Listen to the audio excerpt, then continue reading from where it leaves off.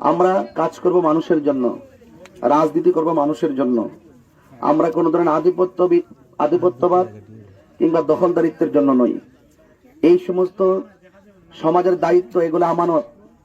এই আমানতের খেয়ানত যারা করে তারা মুনাফিক বলে বিবেচিত। রাষ্ট্রতন্ত্রে গুরুত্বপূর্ণ জায়গা থেকে গুরুত্বপূর্ণ বাজেট যখন সমাজের জন্য আসে, সেই বাজেটটুকু পকেটে ঢুকিয়ে নেওয়ার নামই হলো বেঈমানি। কথা বলেন ঠিক কিনা? আমরা বেঈমানি করতে আসি নাই, আমরা মানুষকে ধোঁকা দিতে আসি নাই।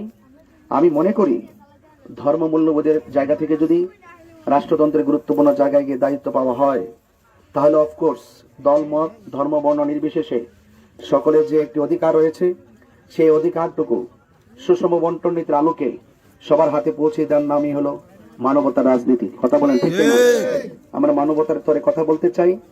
আজকে যে খেলার আয়োজন করেছেন সকলকে অনেক ধন্যবাদ জানাই, এবং আমার জন্য আপনারা সবাই দোয়া করবেন। আমি আপনাদের মাঝে দোয়া চাই। আমি আবারও বলছি, ধর্মীয় মূল্যবোধের জায়গা থেকে আমরা যখন একটি প্ল্যাটফর্ম তৈরি করতে পারবো, তবে এই দেশের ঘরে ঘরে শান্তির বার্তা বয়ে আসবে। এবং আপনারা যারা এখানে আছেন, অবশ্যই দুলাল ভাই এখানে আছেন, ওনার সাথে যোগাযোগ রাখবেন। আপনাদের সর্বাঙ্গীন মঙ্গল কামনার ক্ষেত্রে আপনাদের পাশে মানবিক যোদ্ধা হয়ে পাশে থাকতে চাই। আমি ধর্ম নিয়ে গবেষণার পাশাপাশি আপনাদের সাথে সামাজিক বন্ধনে আত্মার উন্নয়নের সাধনের পাশাপাশি মানবিক কল্যাণের কাজগুলো দৃঢ়তার সাথে পালন করে আপনাদের পাশে থাকতে চাই। দোয়া করবেন, ভালো থাকবেন। বাড়ির মা বোনদেরকে আমার সালাম দিবেন। এবং ফিজিক্যাল এক্সারসাইজ, শারীরিক চর্চা যেটা আছে, এটা অত্যন্ত গুরুত্বপূর্ণ। পড়ালেখার পাশাপাশি খেলাধুলা করবেন, কিন্তু খেলাধুলা করতে গিয়ে কখনো ঝগড়ায় জড়াবেন না।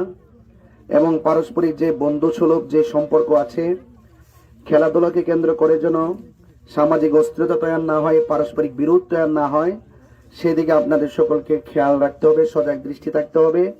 এবং যারা খেলাধুলা করছেন, আপনারা লেখাপড়ার পাশাপাশি খেলাধুলা এই জন্য করবেন যে খেলাধুলা যারা করে তাদের শারীরিক ফিটনেস ঠিক থাকে, খেলাধুলা যারা করেন তাদের মানসিক ভারসাম্য ঠিক থাকে, এবং মেধার বিকাশ ঘটে, এবং মেধা অনেক স্বচ্ছ থাকে। এবং যারা খেলাধুলা করবেন তাদের আত্মবিশ্বাস বৃদ্ধি হয়। এবং পাশাপাশি যে নেতৃত্ব দিতে গেলে যে গুণাবলী থাকে, কেউ যদি হার্ড পরিশ্রম করে, এক্সারসাইজ করে এবং নিয়মিতভাবে যদি হার্ড ওয়ার্ক করে, তাই এই যে নেতৃত্ব দেওয়ার যে বিকাশ আছে, গুণাবলী আছে, যারা একটু শরীর চর্চা করে, খেলাধুলা করে, তাদের কিন্তু সেই বিকাশটা তৈরি হয়ে যায়। কারণ একটা খেলার মাঠ কিন্তু একটা অন্যতম একটি প্ল্যাটফর্ম। এই মাঠে থাকে শৃঙ্খলা, এই মাঠে থাকে নেতৃত্ব, এই মাঠে থাকে পারস্পরিক একটি ভালোবাসা, এবং একটি লড়াই থাকে, জয় পরাজয় লড়াই থাকে।